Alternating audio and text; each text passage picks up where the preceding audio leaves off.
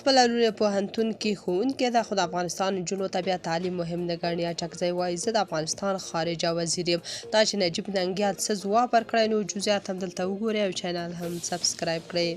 د پښتونخوا ملي عوامي ګوند مشر محمود خان اچکزی وایي د پاکستان ماتول نه غواړي، خو که د پاکستان لخوا په افغانستان کې مداخله کېده دوی به مخه نیسي. اچکزی په افغانستان کې د نجونو پر زده کړو د طالبانو بندیز ته په اشاره ویلي چې له زده کړو نور مسایل په لومړیتوب کې دي. نوموړي زیاته کړه موږ د پاکستان ماتول نه غواړو، که د پاکستان لخوا په افغانستان کې مداخله کېده او موږ زور درلود موږ د لاسوهنه نیسو، په افغانستان به څوک کاڼي نه واروي.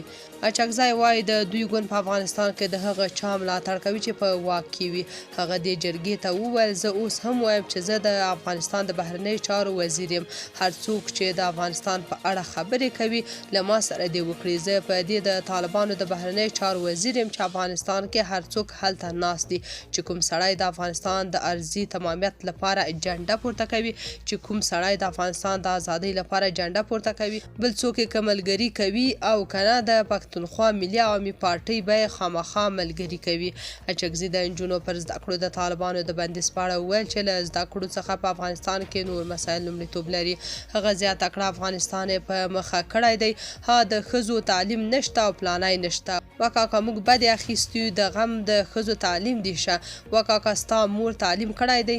د هر کار لپاره لومړیتوبونه دي. اول لومړیتوب د افغانستان لپاره د افغانستان ازادي ده، له یوه سره تر بله سره یوه حکمراني جوړول دي. خو د محمود خان د کورنۍ ټولې نجونې درسونه وایي او حتی دا چې لور یې تاتره اچکزی د پوهنتون ښوونکی ده. نجیب ننګیال ځواب کې لیکلي سیاستوال چې له شپېتو اوړي باید نور په کور کیني. د سیاستوالو د عقل زوال ملتونه تباه کوي. دا سړی که په کور کیني پرده به وي.